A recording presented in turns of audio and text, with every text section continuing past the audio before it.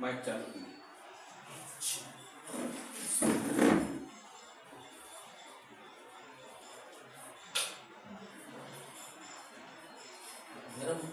بسم اللہ الرحمن الرحیم نحمده ونصلی ونسلم علی حبیبہ الکریم الامین العزیز الرؤوف الرحیم اما بعد اعوذ باللہ من الشیطان الرجیم بسم اللہ الرحمن الرحیم اقتربت الساعة وانشق القمر وإن يروا آیة يعرضوا ويقولوا سحر مستمر صدق اللہ العظیم الصلاة والسلام علیکہ وعلی آلک واصحابک وأہل بیتک یا رسول اللہ صلی اللہ تعالی علیہ وسلم۔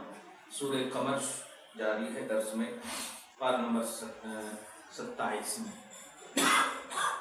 اللہ سبحانہ فرماتا ہے قیامت قریب ہو گئی اور چاند کے 2 ٹکڑے ہو گئے۔ وَإِن يَرَوْا آیَةً يُعْرِضُوا وَيَقُولُوا سِحْرٌ مُسْتَمِرٌ، اور اگر یہ لوگ یعنی انکار کرنے والے اور خیالات اور اوہام کی دنیا میں بسنے والے کفار اور منکرین اگر دیکھیں خدائے حکمت قادر مطلق کی کمال قدرت پر دلالت کرنے والی نشانیوں کو، کسی بھی نشانی کو، تو یعرضو، اس نشانی سے وہ پھر جائیں، مروگردانی کریں، لعدم مطابقتها بعاداتهم، کیونکہ یہ نشانی ان کی عادت کے مطابق نہیں ہے اور ان کے خیال کے مطابق نہیں ہے۔ ظاہر ہے چاند کے 2 ٹکڑے ہونا ان کی عادت کے خلاف ہے، اور عادت کے خلاف ظاہر ہونے ہی کو کہتے ہیں خدا کی قدرت اور نبی کا معجزہ اور ولی کی کرامت۔ تو اب یہاں پر ایک عقیدہ اصل آیت کریمہ میں کہ چاند 2 ٹکڑے نبی کے ہاتھ پر ہوا ہے، نبی کے ہاتھ پر ہوا، لیکن اللہ فرما رہا ان یروا آیتن، اگر اللہ کی نشانی یہ لوگ دیکھیں، مطلب چاند کا 2 ٹکڑا ہونا اللہ کی نشانی ہے، تو اس سے عقیدہ ملا کہ جو بھی نبی کے ہاتھ پر ظاہر ہوتا ہے وہ خدا کی قدرت اور نشانی ہے۔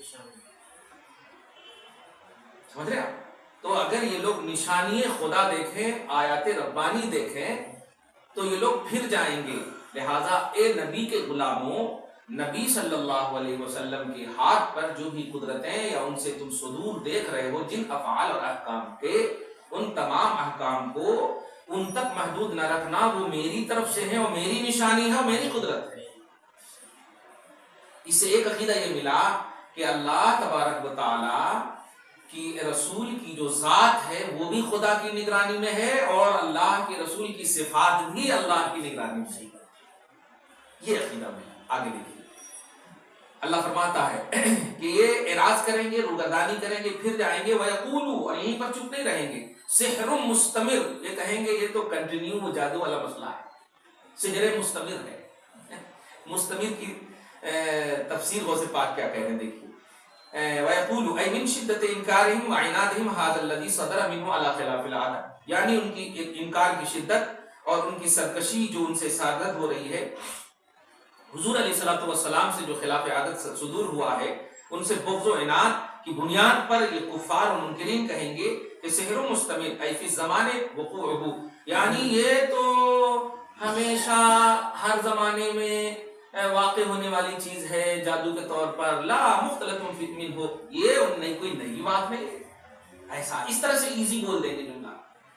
آج بھی کبھی آپ دیکھیں گے، ارے کائے کو جاتے جی وہاں پہ، ایزی لے لیں گے۔ اب جو تفسیر الجیلانی کے درس کے حوالے سے آپ دیکھیے، کسی بھی جماعت والے کو آپ بولیں گے ارے کیا لے کر روز بیٹھتے ہوئے، لیکن اس مزیدار آدمی سے، مزہ لیے ہوئے سو آدمی سے پوچھئے جس کو اس کی چاشنی لگ گئی اور مزہ لگ گیا۔ صحیح ہے؟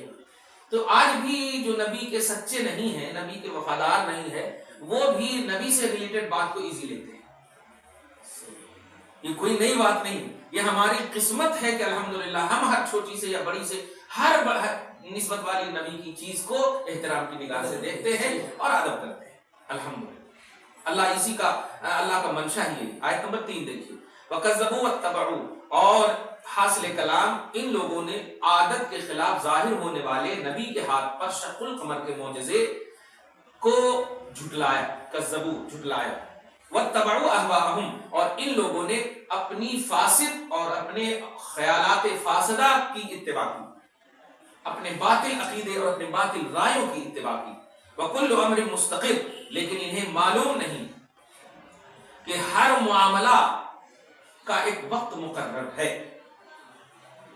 یعنی تم اپنی باطل رائے پر ایک لمٹ وقت تک عمل کرتے رہو گے، لیکن تمہیں ایک دن نہ ایک دن تمہاری رائے کو بھی مرنا ہے، تمہاری ذات کو بھی مرنا ہے، تم کو بھی مرنا ہے۔ لیکن شان محمدی جو میرا مقصد ہے، خدا کا مقصد ہے، توحید کا مقصد ہے، وہ تم نہیں مٹ سکتے۔ تو وکل امر مستقل سے ایک عقیدہ ملا کہ حضور کے خلاف جانے والے کو اللہ نے یہ وعدہ کیا ہے کہ اے لوگوں کتنی عمر پاؤ گے، جتنی بھی عمر پالو، ایک نہ ایک دن تمہارا انکار نبی سے یا نبی کے حوالے سے یہ ختم ہونے والا اس لیے بھی ہے کہ تمہاری ذات لمیٹڈ ہے، مرنے والی ہے، ختم ہونے والی ہے۔ میں مرنے والا نہیں ہوں، اور میں نے شان محمدی کو اجاگر دیا ہے، میں نے شان محمدی کو بڑھوتری دیا ہے، رفعت بخشی۔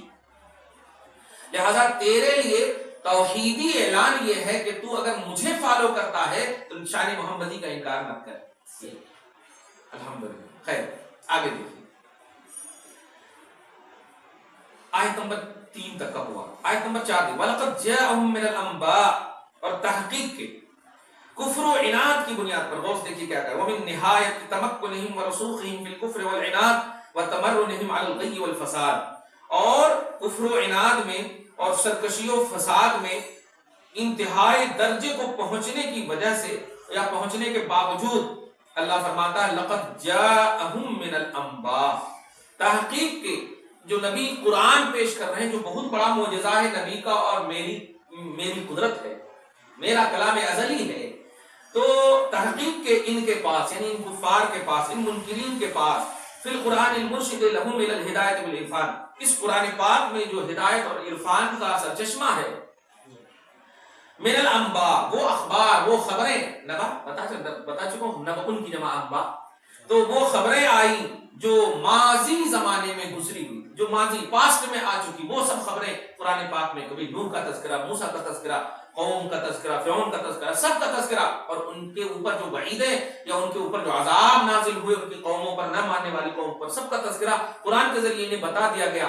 تو جب عام نبیوں کے انکار کرنے والوں کا حشر ان کے سامنے ڈیٹیل کے ساتھ پیش کیا گیا، پھر بھی ان کا دل جو ہے پسیجا نہیں، تو اللہ فرما رہا ہے ما فیہ مزدجر، وہ خبریں جس میں کہ زجر و توبیخ اور وعیدات تھے، اور بچنے کے لیے اور عبرت بھری آنکھوں کے لیے، غوث فرماتے ہیں اصحاب الغیرۃ والاستبصار، بصیرت رکھنے والے اور بصارت رکھنے والے کے لیے نہایت ہی ڈرنے کی چیز تھی۔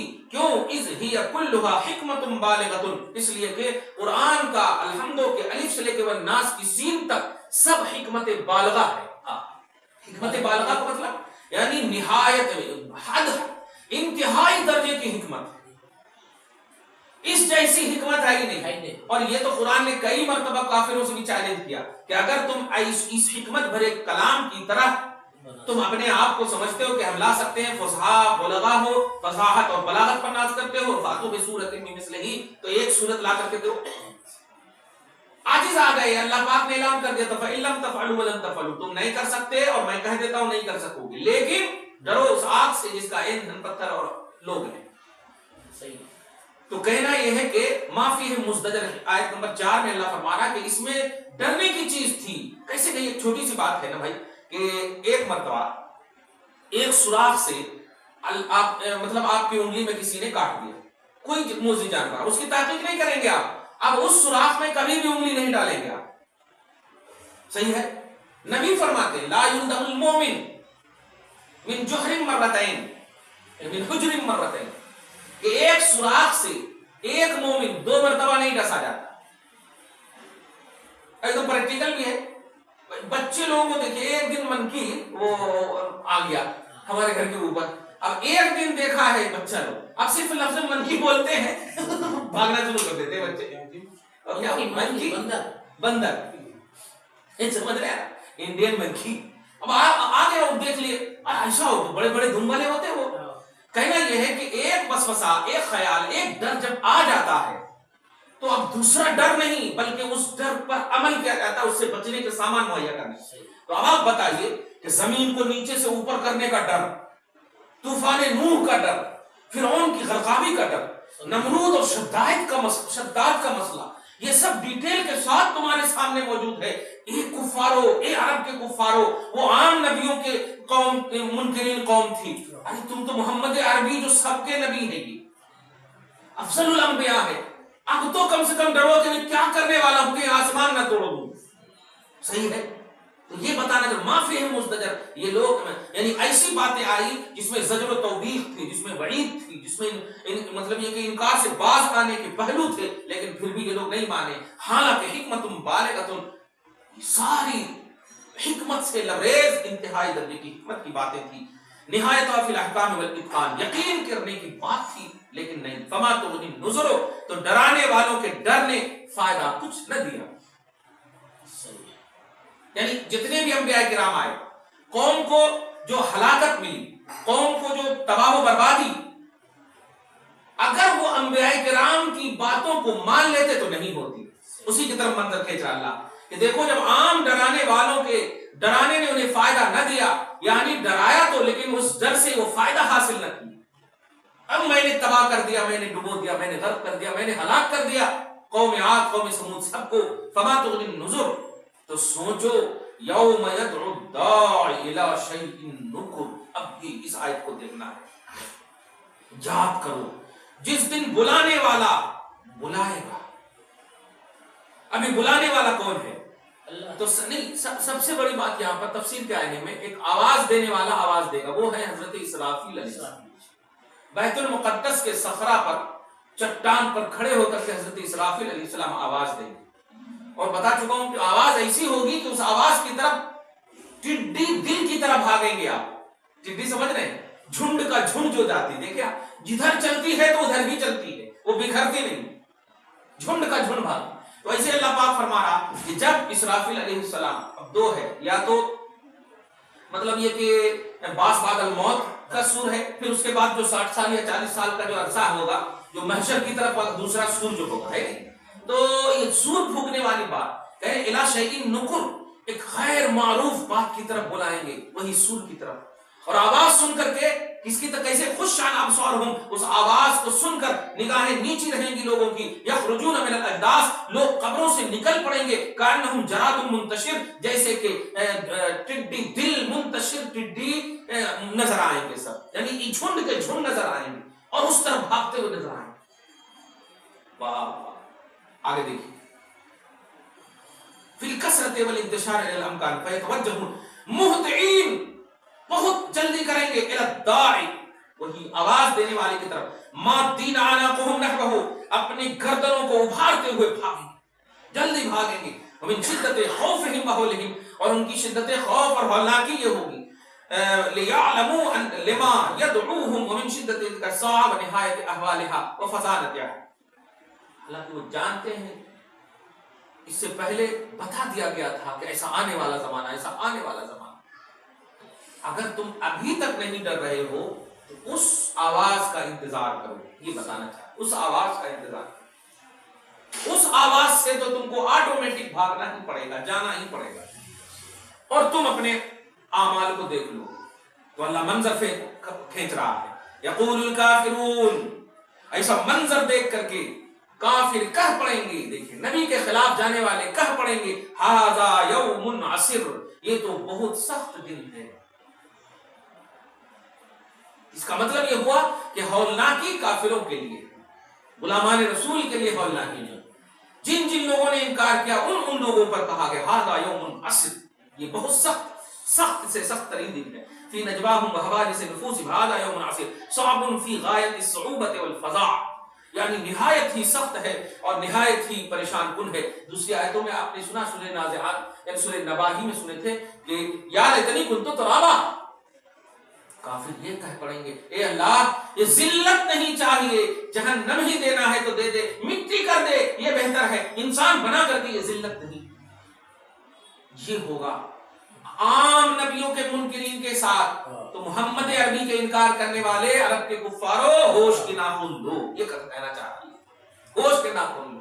یہ آیت کریمہ آیت نمبر 8 تک کا ہوا. اب کل جو ہے حضرت نوح علیہ السلام اور ان سے ریلیٹڈ بات جو کشتی وغیرہ کا مسئلہ ہے وہ ذرا تفصیل سے ہوگی، اور یہ اس لیے بھی بیان کی جا رہی ہے تاکہ اللہ تعالیٰ یہ بتانا چاہے ہر طرح سے کہ میں جب تم سے حساب لوں تو تم اس وقت انکار مت کرنا کہ میرے پاس کوئی ڈرانے والا نہیں آیا اور خوشخبری دینے والا نہیں آیا. میں نے ایک نہیں انیک مقامات پر آخری نبی آخری کتاب میں ذکر کر کے امت کے سامنے پیش کر دیا. اب کل ایک جملہ درس میں ایک سوال کہ آخر کملیش تیواری جیسے لوگوں کو کیسے جواب دیا جائے کہ حضور علیہ الصلوۃ والسلام نے اپنی بہو سے نکاح کیا. اس نے ایک ریمارک کیا تھا, یاد ہے؟ حضرت زید جو حضور کے منہ لیرے بیٹے ہیں, منہ بولے بیٹے, منہ لیے متبنہ اس کو بولتے, حضرت زید وہی ایک صحابی ہیں جو بچپن میں ایمان لائے غلام ہونے کے اعتبار سے, غلام تھے اور انہی صحابی کا نام قرآن میں ہے, بس کسی بھی صحابی کا قرآن میں نام نہیں. تو حضرت زید بن حارث, آگے نہیں جائیے, حضرت زید بن ثابت, حارث نہیں, حضرت زید بن ثابت. تو زید جو ہیں یہ حضور کے بنائے سو بیٹے, لیے سو ایڈاپٹ کیے ہوئے, یہ آسان ہے نا, یہ صحیح کی. حضور علیہ الصلوۃ والسلام کے حقیقی بیٹے کوئی نہیں ہے. حضرت ماریہ قبطیہ سے تھے حضرت ابراہیم, وہ بھی بچپن ہی میں انتقال کر گئے. حضرت خدیجہ سے تھے قاسم, عبداللہ, طیب و طاہر, وہ سب بچپن ہی میں انتقال کر گئے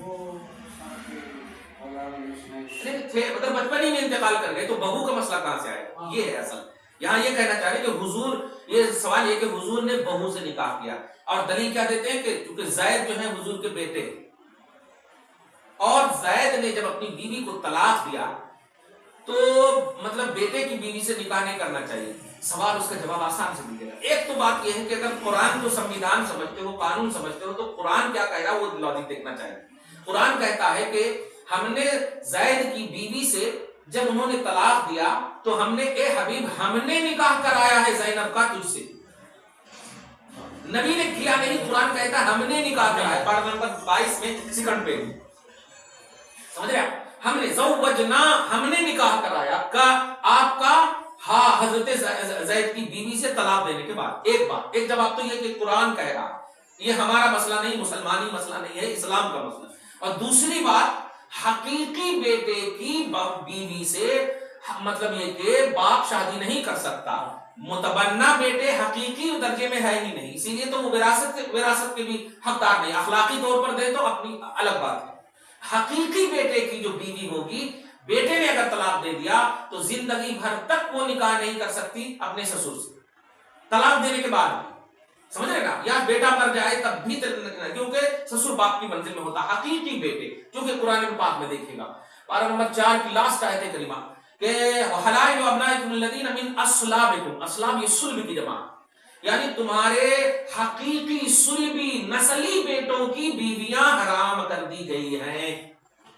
تو دو طرح سے قرآن سے قبل استوائی کو جواب دی کہ قرآن کو اگر سنویدھان سمجھتے ہو تو قرآن کہتا ہے حقیقی اور نسلی بیٹے کی بیویوں سے نکاح حرام ہے, باقی متبنہ اڈاپٹ کیے ہوئے بنائے ہوئے بیٹوں کی بیویوں سے نکاح حرام نہیں ہے.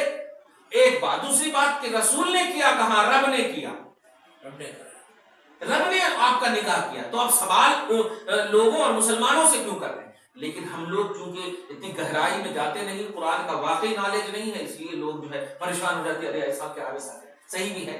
کہنا یہ ہے کہ اللہ تبارک و تعالیٰ نے کافروں کے حوالے سے کئی موقعوں سے فرمایا کہ یہ سب واقعات, دیکھیے گا یہ سب واقعات تفصیل اور ڈیٹیل کے ساتھ. اب اگر کملیش تیواری کو یہ بات معلوم ہوتی تو کبھی نہیں چیختا. ایسے ہی یہ لوگ میدان محشر میں بھی یہی کہیں گے, ہمارے پاس کوئی ڈرانے والا نہیں آیا ہمارے پاس. اور سب سے بڑی بات میں کھل کر کہہ رہا ہوں کہ ہمارے علماء بھی صحیح ایکسپلین نہیں کر رہے یہ بات. جیسے ابھی ہم نئی بات بتائے کہ نسلی اور سلبی بیٹے کی بیوی حرام ہے, باقی منہ بنایا ہوا, لیا ہوا, اڈاپٹ کیا ہوا وہ بیٹا اگر طلاق دے دے یا مر جائے اور اس کی بیوی عدت گزار لے تو وہ جو باپ لیا ہے, مجازی باپ, حقیقی باپ نہیں, وہ باپ کر سکتا ہے شادی. سمجھ رہے نا, یہ اسلام ہے. اب یہ قرآن ہے, قرآن میں ہم بس اپنے طرف سے کہیں کچھ کریں گے نہیں. تو قرآن جب سپریم کورٹ میں بھی ہے, ہائی کورٹ میں, ہر کورٹ میں بھی ہے, تو اس کا مطلب یہ آیت بھی تو ہوگی نا اس میں. اب یہ آیت جب ہوگی تو اس آیت کی وجہ سے جج کو تو ریمارک کرنا چاہیے نا کملیش تیواری پر کہ تم جو بول رہے ہو یہ غلط ہے, محمد عربی پر الزام نہ لگاؤ, کیونکہ محمد عربی نے جو شادی کی ہے وہ بہو سے نہیں کی ہے, وہ منہ لیرے بیٹے کی بیوی سے کی ہے, بہو سے نہیں کی ہے. بہو اس کو بولتے ہیں جو حقیقی بیٹے کی بیوی ہو. ورنہ دیکھیے چلتے پھرتے لوگوں کو آپ بیٹا بول دیتے ہو اور وہ آپ کو چچا بول دیتا ہے، تو کیا بیٹا اور چچا کا رشتہ ہو گیا؟ نہیں. ہر عورت کو آپ ماں بول دیتے ہو تو کیا ماں؟ نہیں. سماجی سطح پر بھی بہو کا درجہ دے دیتے ہیں، سماجی سطح پر بھی جملے بول دیتے ہیں، لیکن حقیقت میں اب وراثت تقسیم ہو جائے کہ نہیں آپ بہو بنائے ہمارے کو، اب یہ بنائے نہیں. کہنا یہ ہے کہ کانسٹیٹیوشن جو ہے، یہ جج لوگ بھی یہ پرسنل ایک خاص طبقاتی تصور رکھتے ہیں، ورنہ یہ ساری باتیں جب ہم جیسوں کو معلوم ہو جا رہی کہ قبل استباری نے ایسا کہا تو جج تک تو یہ بات پہنچی ہی ہوگی نا کہ اس طرح کا ریمارک ہو رہا ہے، اور میڈیا کو تو ان کو دیکھنا ضروری بھی ہوتا ہے.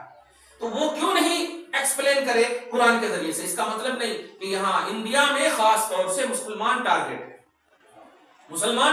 ہیں، ورنہ سپریم کورٹ یہ سب کورٹ پر جب ہم بھروسہ کرتے ہیں تو وہ اپنی بھومکا نبھانا چاہے. خیر، دعا ہے اللہ تعالیٰ آج کی اس خصوصی گفتگو کو حبیب پاک صاحب الاولاد کے وسیلے سے قبول فرمائے. حکمت بالغہ، قرآن پاک کی عظمتیں، قرآن پاک کی حکمتوں کو سمجھنے کی اور اس کی گہرائی اور گہرائی کو ماننے اور سمجھنے کی توفیق نصیب فرمائے. پروردگار عالم اپنی شان کریمہ کے مطابق اجر نصیب فرمائے، پریشانیوں کا حل فرمائے، مشکلات کو دور کرے. وصلی اللہ تعالی علی خیر خلق محمد وآلہ وصحبہ اجمعین برحمتک یا ارحم الراحمین.